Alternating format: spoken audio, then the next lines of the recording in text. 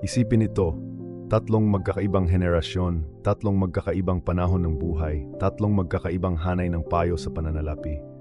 Ngunit sa huli, lahat sila ay nakulong sa isang patibong. Tinuruan ang iyong mga lolo't lola na ilagay ang kanilang mga ipon sa bangko. Tinuruan ang iyong mga magulang na bumili ng bahay. At sinabihan ka na lang na mamuhunan sa merkado o sa susunod na malaking bagay. Lahat ng ito ay tila ligtas. Lahat ng ito ay tila matalino. At lahat ng ito ay isang maingat na nakabalot na ilusyon. Simulan natin sa panahon ng iyong mga lolo't lola. Nabuhay sila sa isang panahon kung saan ang paglalagay ng pera sa bangko ay ang halimbawa ng pagiging maingat. Ito ay itinuturing na tama sa moral. Magtabi ng isang bahagi ng iyong sweldo, itago ito ng ligtas sa isang savings account, at maniwala na ito ay mahalaga pa rin kapag ikaw ay nagretiro. Hinikayat ito ng gobyerno, itinaguyod ito ng mga bangko, at itinayo ng mga pamilya ang kanilang kinabukasan sa paligid nito. Ngunit ano ang nangyari nang sumabog ang inflation noong 1970s? Ang mga ordinaryong nag-iipon ay maaari lamang manood ng walang magawa habang ang kanilang mga ipon ay sumingaw. Sa UK, ang pound ay nawala ng halos kalahati ng kapangyarihang bumili nito sa loob ng isang dekada. Ang mga pamilyang naniniwalang ligtas sila ay kinailangang mapagtanto na may kapaitan na ang perang nakatambay sa mga bank account ay hindi kayamanan. Para itong natutunaw na iceberg. Sa Italia, ang lira ay naging kilala sa walang humpay na pagbaba ng halaga nito taon-taon, hanggang sa ang mga ipon na nakaimbak sa mga bono o deposito ay halos mapunit ng mga pagbaba ng halaga. Sa buong Europa at Estados Unidos, tahimik na kinumpis ka ng implasyon ang mga ipon ng mga tao. Hindi pa baya ang iyong mga lolo't lola. Ginagawa lang nila ang itinuro sa kanila. Ngunit ang sistema ay idinisenyo upang matiyak na ang ligtas na landas na ito ay hindi talaga ligtas. Pagkatapos ay dumating ang henerasyon ng iyong mga magulang at ang kwento ay nagkaroon ng ibang takbo. Matapos ang pagkawasak ng implasyon, ang bagong karunungan ay nagmungkahi na ang pinakaligtas at pinakamatalinong bagay na magagawa mo ay ang bumili ng bahay.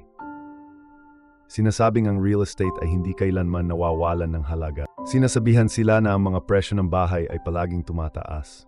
Sa loob ng mga dekada, ang bahay ay binebenta hindi lamang bilang isang lugar na matitirhan, kundi bilang isang pamumuhunan.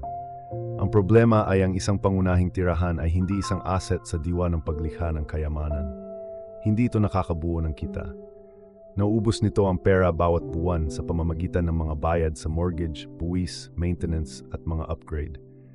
Ito ay isang uri ng sapilitang pag-iipon. At ang mas malala pa, itinatalikan ito sa napakalaking utang. Sa Spain, ang pag-usbong ng real estate noong unang bahagi ng 2000s ay parang isang ginintuang tiket. Ang mga pamilya ay gumugol ng pera sa mga bahay sa paniniwalang sila ay nagkakaroon ng kayamanan.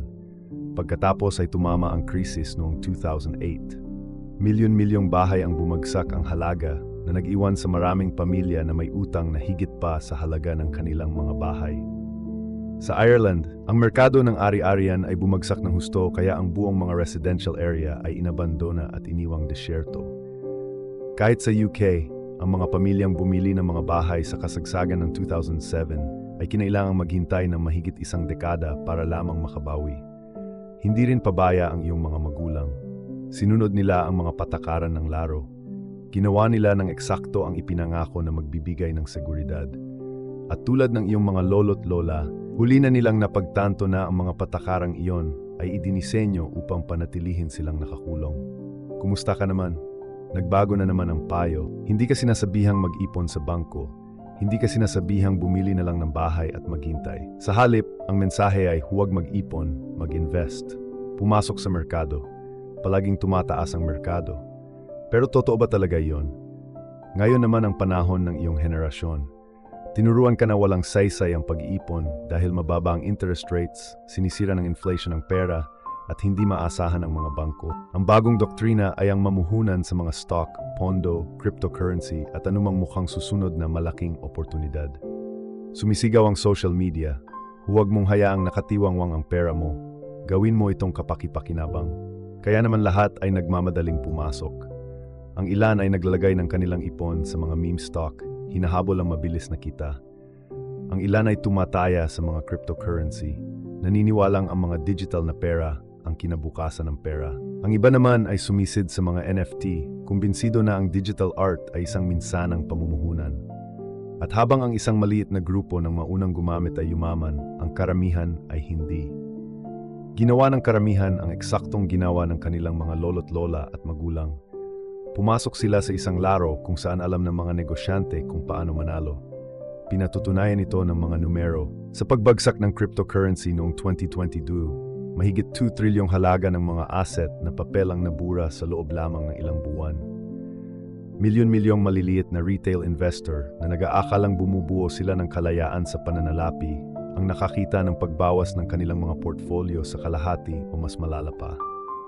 Sa Europa, ang mga pension fund na dating itinuturing na ligtas na kanlungan at maasahan para sa katandaan ay muntik nang bumagsak noong 2022 dahil napuno ang mga ito ng mga mapanganib na derivatives na nagkukunwaring hindi gaanong mapanganib na mga bono. Sa Netherlands, isa sa mga pinakadisiplinadong sistema ng pensyon sa mundo, pinapanood ng mga retirado ang kanilang mga benepisyo na tahimik na binabawasan habang ang mga ani ay hindi nakakatugon sa mga pangako.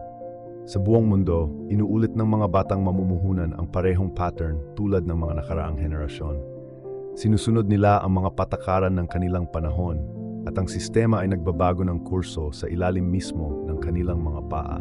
At dito nakasalalay ang sakit dahil ang esensya ng sistema ay hindi nagbago. Ito ay sa ibabaw lamang. Ang iyong mga lolo't lola ay tinuruan na mag-ipon, ang iyong mga magulang ay tinuruan na bumili ng bahay at tinuruan ka na mamuhunan. Tatlong magkakaibang estratehiya, isang magkaparehong resulta. Ang kayamanan ay dumadaloy sa tuktok ng piramide. Ang mga pagkalugi ay bumabagsak sa mga ordinaryong pamilya. Iniisip ng bawat henerasyon na naglalaro ito ng isang bagong laro, ngunit hindi.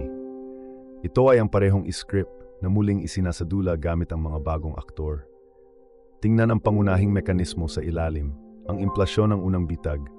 Tahimik nitong inaalis ang halaga mula sa mga sahod at ipon. Tinitiyak na ang nakararami ay hindi kailanman usad. Ang mga bula ang pangalawang bitag, real estate, mga stock ng teknolohiya, mga cryptocurrency. Mabilis silang lumulobo, umaakit ng mga kalahok, pagkatapos ay mabilis na bumagsak na naglilipat ng kayamanan mula sa nakararami patungo sa minorya. Ang utang ang pangatlong bitag. Mapa-mortgage man, pautang sa mag-aaral o mga credit card, ikinukulong nito ang mga tao sa mga obligasyon na mahirap takasan. Sama-sama, tinitiyak ng tatlong puwersang ito na ang kayamanan ay patuloy na sinisipsip mula sa ibaba pataas ng paulit-ulit. Ang kasaysayan ay tumutulad dito ng malupit at malinaw. Sa sinaunang Roma, pinalabnaw ng mga emperador ang mga denaryo ng pilak hanggang sa halos hindi na ito hihigit sa metal na ginamit sa paggawa nito. Patuloy na nangangalakal ang mga ordinaryong tao na parang totoong pera habang pinoprotektahan ng mga piling tao ang kanilang kayamanan, lupain at mga mapagkukunan. Sa Weimar Germany noong dekada 1920, ang mga savings account ay nabura dahil sa hyperinflation, habang ang mga nagmamay-ari ng mga nasasalat na ari-arian tulad ng mga pabrika, bukid o ginto ay nanatiling ligtas. Sa Greece, pagkatapos ng krisis sa pananalapi noong 2008, nasaksihan ng mga pensyonado ang kanilang ipinangakong mga benepisyo sa pensyon na lubhang nabawasan. Habang ang mga dayuhang nagpapautang ay laging hinihingi muna ang pagbabayad, ang senaryo ay hindi nagbabago. Pagguho, inflasyon, pagbagsak, at pagkatapos ay pagkaubos. At hanggat patuloy na sinusunod ng mga tao ang mga patakarang sinasabi sa kanila na sundin, patuloy silang matatalo. Ngunit narito ang bahaging walang nagsasabi sa iyo. Hindi lahat ay natatalo. Sa bawat paghahanap ng ginto, ang mga minero ng ginto ay palaging natatalo. Samantala, ang mga mangangalakal na nagbebenta ng mga pala, kagamitan at maong ay yumaman. Nagtayo si Levi Strauss ng isang imperyo sa pamamagitan ng pagbebenta ng denim sa mga mahihirap na minero ng ginto. Sa bawat panahon ng inflasyon, ang mga nagmamay-ari ng mga ari-arian na may kakayahang makabuo ng tunay na halaga ay nananatili ang kanilang halaga, habang ang mga nag-iipon lamang ng pera ay nawawala ng lahat. Sa bawat krisis sa pabahay, ang mga taong matalinong umuupa o bumibili ng mga ari-ariang mababa ang halaga ay umaalis na may tubo habang ang iba ay nalulunod sa utang. Ang sistemang ito ay dinisenyo upang kumuha mula sa marami at ilipat sa ilan. Maliban na lang kung naiintindihan mo ang siklong ito at ilagay ang iyong sarili sa ibang posisyon. At doon nagsisimula ang tunay na aral. Dahil kung ang bawat henerasyon ay mabibigyan ng bagong kasinungalingan, ano ang alternatibong landas? Ang sagot ay hindi kawalan ng pag-asa.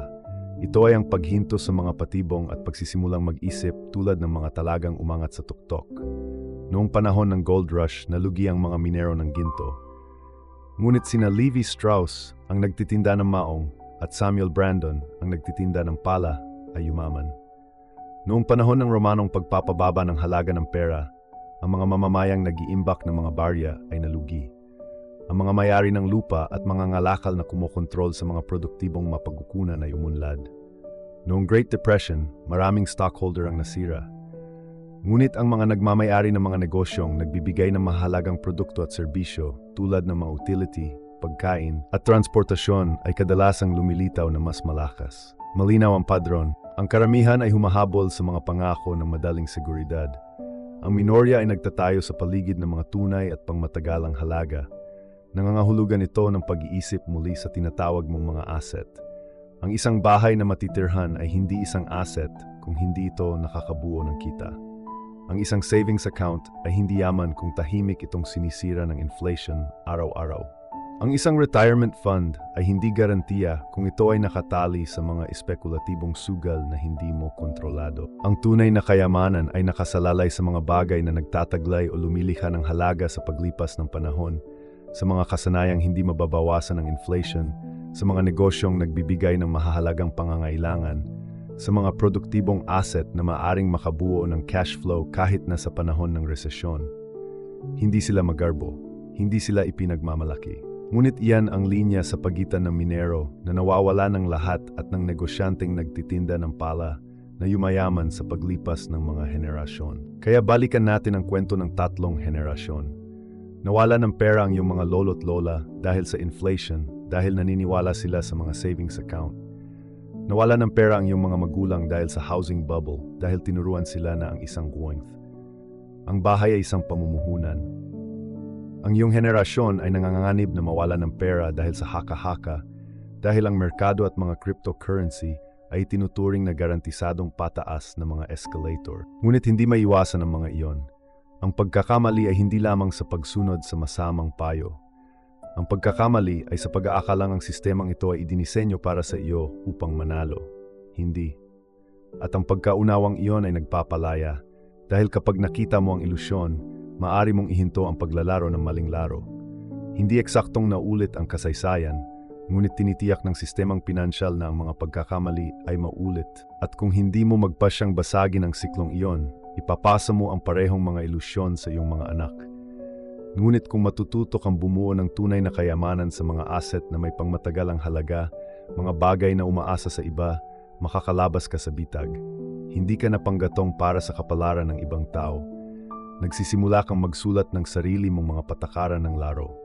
Yan ang pangunahing mensahe. Huwag hayaang tahimik kang maubos ng inflation. Huwag ituring ang iyong bahay bilang isang plano sa pagre-retiro. Huwag habulin ang mga bulan na nakabalat kayo bilang mga pagkakataon. Tumutok sa pagbuo at pagmamay-ari ng mga bagay na kayang makaligtas sa mga pagbagsak, malampasan ang hype at lumikha ng tunay na halaga. Dahil kapag humupa na ang lahat, ang mga iyon pa rin ang maghahawak ng kanilang kayamanan at kalayaan. Kung magbibigay ito sa iyo ng bagong pananaw, mag-subscribe. Ang kasaysayan ay laging may mga sagot. At narito, ipapakita namin sa iyo kung saan ito mahahanap.